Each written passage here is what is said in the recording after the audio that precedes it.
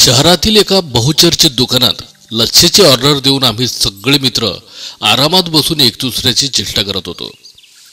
तेवढ्या 70-75च्या वयाची म्हातारी पैसे मागत माझ्यासमोर हात पसरवून उभी झाली. ती कमरेतून वाकलेली होती. तिला धड चालताही येत नव्हतं.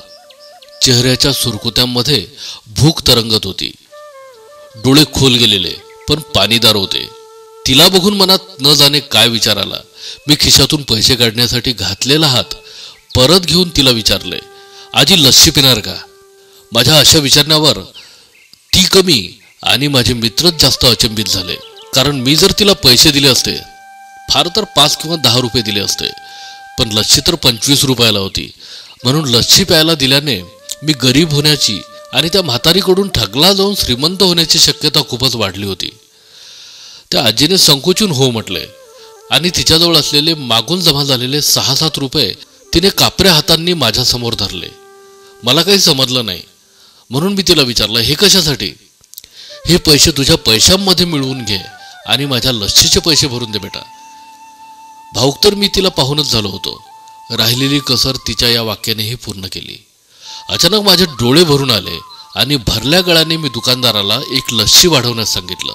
तिनं आपले पैसे परत आपल्या मुठ्ठीत बंद केले व जवळच जमिनीवर बसली. आता मला आपल्या लाचारीचा आभास झाला. कारण मी तेथे उपस्थित दुकानदार, माझे मित्र आणि बऱ्याच ग्राहकामुळे तिला खुर्चीवर बसायला सांगू शकलो नाही. कुणी टोकणार तर नाही ना याची मला भीती होती की एका भीक मागणाऱ्या म्हातारीला त्यांच्या बरोबरीने बसवण्यावर कुणाची आपत्ती न व्हावी. पण ज्या खुर्चीवर मी बसलो होतो ती मला चावत होती.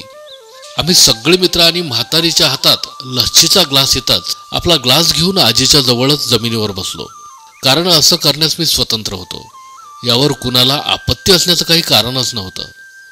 माझ्या मित्रांनी एक क्षण माझ्याकडे निरखून पाहिलं, पण त्यांनी काही म्हणण्या अगोदरच दुकानाच्या मालकाने पुढे येऊन आजीला उठून खुर्चीवर बसवलं आणि माझ्याकडे हसत बघून हात जोडून म्हणाला, वर बसा साहेब, माझ्याकडे ग्राहक तर भरपूर येतात, परंतु माणूस कधीतरीच येतो.